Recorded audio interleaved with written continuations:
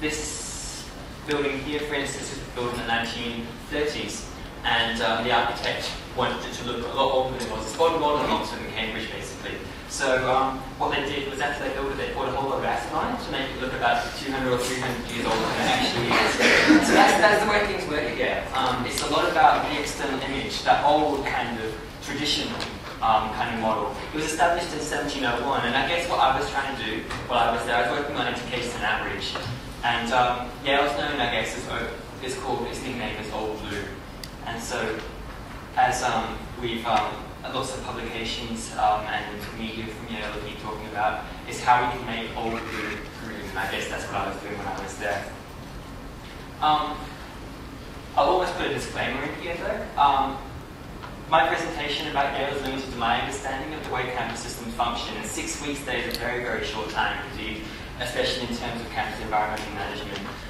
Yale's been around since 1701, change is slow there. In 6 weeks I can't expect to make a huge impact, I guess, individually. But I can do a few things. But also, campus systems, as you might have got an idea from John's presentation, there's a lot of issues involved. It's very complex. There's a lot to get your head around. You just have a huge amount of information thrown at you in 15 minutes. So I guess what I just need to look at is, for instance, given that I have limits to my understanding, I was only there for a short time, and I have to sort of be realistic in terms of what I think I could do while I was there.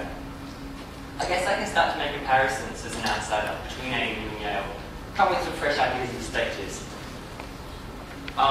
And with those ideas, I guess, because I'm working on education and outreach, a lot of that's about the norms, as Rob was talking about. What's normal at Yale compared to what's normal at AMU. And there are some significant differences there. So, I guess in the sustainability comparison, just as an outline today, I'll be looking at the greenhouse gas reduction programs of AMU and Yale, and how we measure progress in the institutions. And I'll also look at in this behaviour change recycling direction they've gone into. And in acknowledging those institutional and cultural differences, we can often see, not necessarily where we want to go, we see that a lot of the time, but we can also identify what's not sustainable, the direction culturally that basically I'm glad doesn't exist here. And so in identifying that, say, hey, we can't go in this direction, we want to go on a sustainable path.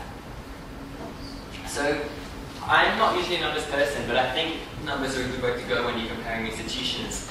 Indeed, like our Vice Chancellor and likes numbers a lot.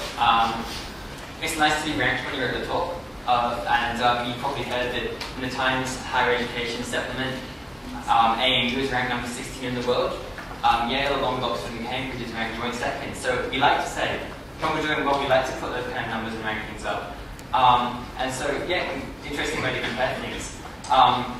Numbers of campus community. This is an important issue with relation to the course issue of scale. AMU's community, if you count all the academic staff and general staff and students, is 17,087 in 2006. This is a significant proportion of Canberra's total population. The same goes for New Haven, where Yale's total population is, of its campus community, is 223,136 people. AMU is similar, and Yale is similar in that they have a relatively small proportion of undergraduate students. AMU has slightly more, Yale has slightly less in its college. It's got a heavy postgraduate and research focus. So that's part of why they're aligned in the International Alliance of Research Universities. But just an interesting comparison. Can you put your hand up if you're a first year and living on campus?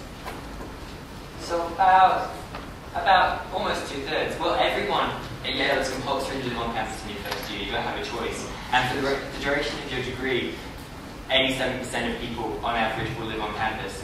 So, yeah, an important thing to think about. The community is a lot more dense. People aren't coming as far, the distances travelled aren't as great. The campus is roughly the same size, but unlike AMU, it's a very urban campus. It's very built up, very dense. There's not very much green space. So I would compare the Yale campus as an urban campus and AMU's campus as a high biodiversity campus. And then we can start looking at some of this data down here. So again, indicators waste to landfill. Yale spent quite a bit more than AMU in 2006. Different population, but water usage, again, order of magnitude greater at Yale. I mean, they don't have a lot of, they don't use water concrete very much, so there's other places where that water's going that were, but again, water's not as big of a constraint there. It's not a big environmental constraint.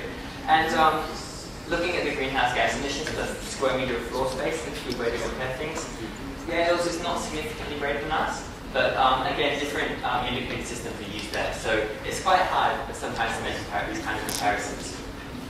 So the next step, I guess, is talking about how we measure progress and how we get to and set ourselves a sustainable path. Most of Yale's sustainability initiatives came out of a goal set from the top, from the president of the university 3 years ago, to reduce emissions, greenhouse gas emissions 43% from 2005 levels by 2020. So ANU's goals are more diverse in its environmental management plan, the 2002 environmental management plan.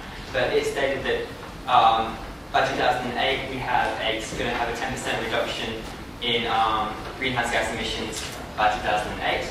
And at the moment we've reached, I guess, similar to Australia, mandatory renewable energy kind of figure of 20% green power purchased. But the way we reduce emissions is pretty much similar through conservation of buildings, and a lot of that involves behavioural change. Thinking about switching the lights off, keeping windows closed in winter, to efficiency in the buildings, improving building management systems, and then eventually offsetting the emissions through renewable energy purchases. So, looking at Yale's emissions profile is slightly different to ANU. So 80% of emissions come from the energy used to light, heat and cool buildings. Yale has its own power plant, or two power plants actually, which provide all the heating, chilled water and steam used to run building management systems. And so that's this, oops, go backwards. It's power plants spewing out some steam as its cooling towers are operating. And this power plant uses a hell of a lot of water as well, because it's all its cooling is done evaporatively. So in the winter there's quite a high heating load, in the summer there's quite a high cooling load. It was basically -2 the whole time I was there, dropped down to -14, maximum temperature about 7 degrees Celsius. So the building demands for heating are quite high, but in the summer it's very humid and it can get up to 35 degrees. So there's cooling demands. Basically the norms we expect to have a comfortable building temperature that's around 22, 23 degrees when you're sitting in an office, 23, 24 degrees. So that accounts for the 80%, and that's the amount that they're looking at reducing in the greenhouse gas emission strategy. But what's not included is the rest of the 20% from transport. And a huge part of this, while we might talk about carpooling and that kind of thing, is air travel. And I was quite shocked. Air travel accounted for 72% of all transportation emissions. So it's a norm at universities that academics and students will get to travel overseas, travel interstate, go to conferences, and those are really important opportunities. But what are the impacts of these opportunities? What was the impact of my experience at Yale? So I was pretty shocked. I used the Qantas's own greenhouse gas emission calculator. I'm not quite sure how accurate that is. And it told me for my flight from Sydney to LA to New York to LA back to Sydney, I emitted about 4.72 tons of CO2. This is getting the kind of levels of CO2 emissions that the average person in a developing country would use for the entire year. So it's a very, very big impact, and that's just the flight alone. And I started asking all sorts of questions, like, is this whole sort of sustainability exchange a big farce? Because the nature of the exchange is inherently unsustainable. Do I have any legitimacy talking to you now when I just had that huge sort of emissions added to my profile and increased my ecological footprint substantially over the summer? So I chose to offset the emissions, and although that's not perfect, it's the best I felt I could do. I personally paid the $48, I think it was, to offset those emissions. I'm not sure, hopefully some trees are going to be planted somewhere, or some renewable energy is being purchased.